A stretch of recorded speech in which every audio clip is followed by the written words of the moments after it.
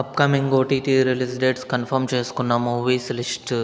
'Kalidas 2' present next ఓటీటీలో streaming అవుతుంది. 'Berlin' May 15న నెట్ఫ్లిక్స్లో రిలీజ్ కానుంది. 'ఇన్స్పెక్టర్ అవినాష్ సీజన్ 2' మే 15న జియో హాట్స్టార్లో రిలీజ్ కానుంది. 'మధువిధు' మే 22న సోనీ లివ్లో రిలీజ్ కానుంది.